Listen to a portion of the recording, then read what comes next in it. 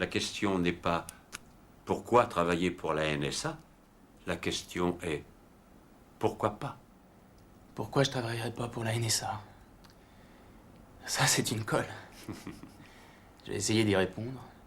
Disons que je travaille à la NSA et qu'on dépose un code sur mon bureau, un code réputé inviolable. Mettons que je tente ma chance et mettons que je le déchiffre. Là, je suis très content de moi parce que j'ai bien fait mon boulot. Mais c'était peut-être le code de l'emplacement d'une armée rebelle au Moyen-Orient ou en Afrique du Nord. Et une fois qu'on a repéré le lieu, on bombarde le village où les rebelles se cachent. Et 1500 personnes que j'ai jamais vues, qui ne m'ont jamais rien fait, sont tuées.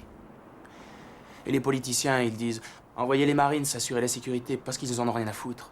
C'est pas leurs gosses qu'ils envoient se faire descendre. Comme eux, ils sont jamais allés au feu parce qu'ils étaient tous planqués dans la garde nationale. C'est un pauvre môme de Boston Sud qui se prend un shrapnel dans les fesses. Et il revient pour apprendre que l'usine où il travaillait s'est exportée dans le pays d'où il vient d'arriver. Et le mec qui lui a filé le shrapnel dans le cul, c'est lui qui a son job. Parce qu'il bosse pour 15 cents par jour sans pause pipi. Maintenant, il comprend que la seule raison qu'il y avait de l'envoyer là-bas, c'était de mettre en place un gouvernement qui nous vendrait le pétrole pour pas cher.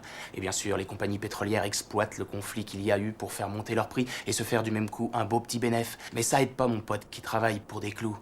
Ils traînent un max à livrer le pétrole, bien sûr. Peut-être même qu'ils vont employer un alcoolique comme capitaine, un buveur de martini qui s'amuse à faire du slalom entre les icebergs, jusqu'au jour où il en frappe un, le pétrole se déverse et ça tue toute vie dans l'Atlantique Nord.